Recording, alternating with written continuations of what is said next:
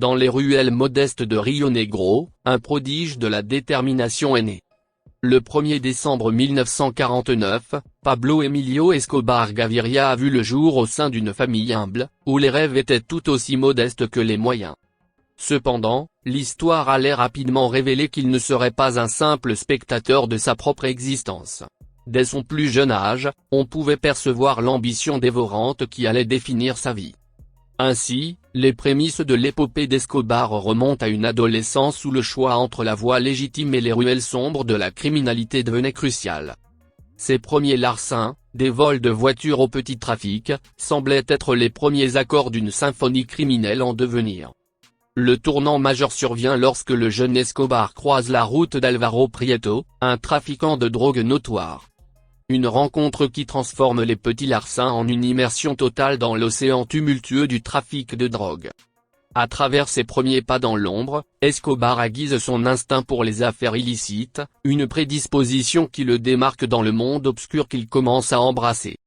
Travaillant pour Prieto, Escobar acquiert une connaissance intime des rouages clandestins du trafic de drogue, posant les fondations de ce qui deviendra bientôt l'un des empires criminels les plus puissants de l'histoire. Son apprentissage rapide et sa détermination sans faille le distinguent déjà dans un monde où la compétition est féroce. À un jeune âge, Escobar s'est impliqué dans des activités criminelles de plus grande envergure en travaillant pour le trafiquant de drogue Alvaro Prieto. C'est dans ce contexte qu'il a commencé à tisser les premiers fils de ce qui deviendrait plus tard le redoutable cartel de Medellín. Les premières opérations d'Escobar étaient relativement modestes, mais son ingéniosité et sa capacité à naviguer dans les eaux troubles du monde criminel ont rapidement attiré l'attention. L'histoire prend un nouveau tournant lorsque le destin réunit Escobar avec son cousin Gustavo Gaviria.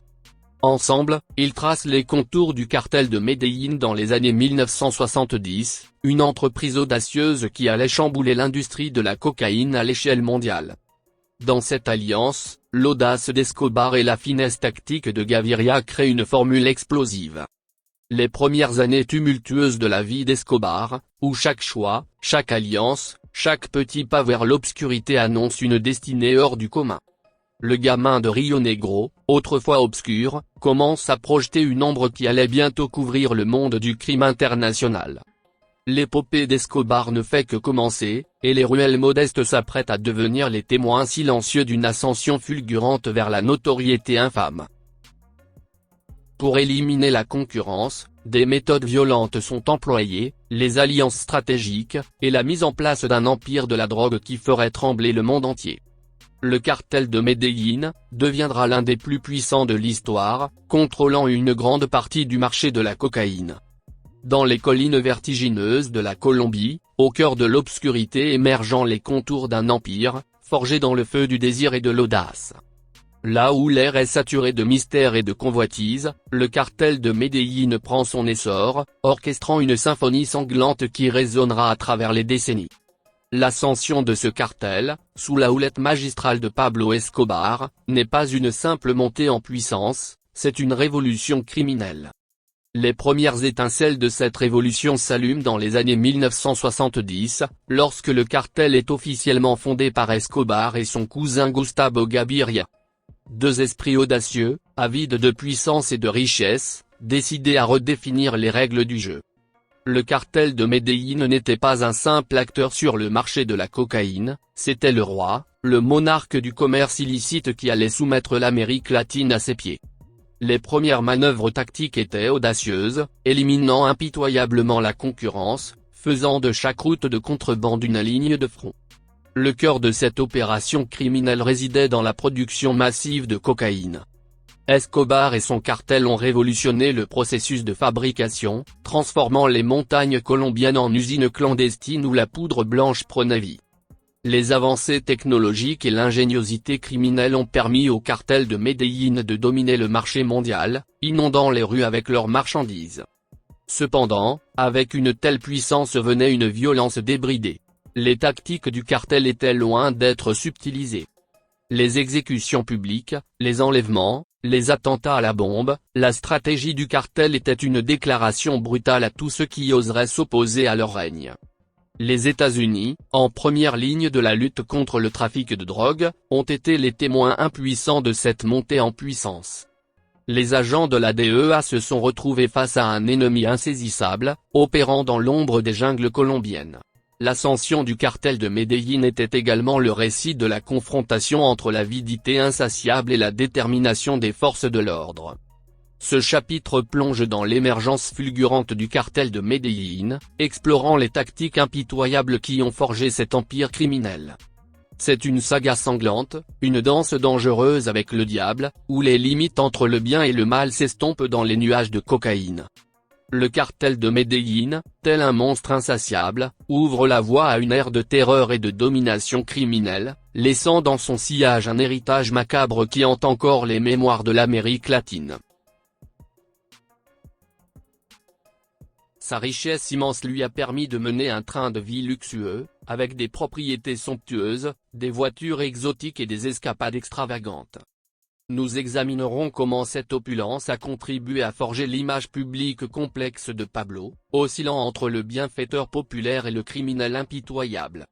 Dans les replis sinueux des montagnes colombiennes, au-delà des échos sinistres des opérations du cartel, se dessine un autre volet de l'épopée de Pablo Escobar. Un chapitre où le crime et la splendeur coexistent, où la réalité dépasse la fiction. Bienvenue dans le monde somptueux et édénique, mais tout aussi corrompu, de la vie luxueuse de Pablo Escobar. L'ascension du cartel de Medellín avait propulsé Pablo Escobar dans les hauteurs inexplorées de la richesse. La cocaïne inondait les marchés mondiaux, engendrant des profits dépassant l'entendement. Et avec cette richesse infinie, Escobar s'est bâti un royaume d'opulence et d'extravagance, là où le glamour voisinait l'obscurité du crime. Les propriétés d'Escobar étaient des palais modernes, des forteresses de l'opulence disséminées dans tout le pays. Haciendas, villas, résidences somptueuses, chacune était un testament à sa richesse illimitée. Les murs de ces demeures résonnaient du luxe démesuré, des chandeliers suspendus au plafond voûté, des fontaines éclaboussant l'air de gouttes d'or liquide. Les voitures qui sillonnaient les rues étaient des bijoux mécaniques, des symboles roulants de statut et de puissance. Des Ferrari aux limousines blindées, chaque véhicule était une déclaration silencieuse de l'immensité de sa richesse. Les rues colombiennes étaient le théâtre de son défilé, un défilé où chaque voiture semblait raconter une histoire de corruption et de succès. Les escapades extravagantes d'Escobar étaient des récits de démesure. Des voyages en jet privé aux fêtes somptueuses, tout était grandiose. Les îles privées dans les Caraïbes étaient les décors de ses retraites secrètes, loin des yeux scrutateurs.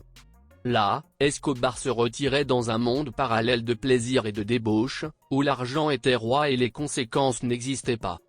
Cependant, cette vie luxueuse était aussi un acte de provocation, une manière pour Escobar de narguer les autorités colombiennes et américaines. Alors que les États-Unis intensifiaient leur lutte contre le trafic de drogue, Escobar démontrait l'ampleur de sa puissance en se jouant des frontières et des règles établies. Ce chapitre plonge dans les extravagances d'une vie que peu pouvaient imaginer. Une vie où le luxe se mêlait à la corruption, où chaque indulgence était un défi aux forces de l'ordre. La vie luxueuse de Pablo Escobar était un paradoxe, une toile tissée de soie et de sang, où le faste et le crime dansaient une valse dangereuse, à la lueur des néons éblouissants de la richesse illicite. Du trafic de drogue à la contrebande, en passant par la corruption politique, nous explorerons en détail comment il a consolidé son pouvoir et étendu son influence à tous les niveaux de la société colombienne. Dans l'ombre des palais et des fêtes grandioses, les activités criminelles de Pablo Escobar tissent une toile complexe, où la cupidité et la brutalité se marient dans un ballet sinistre.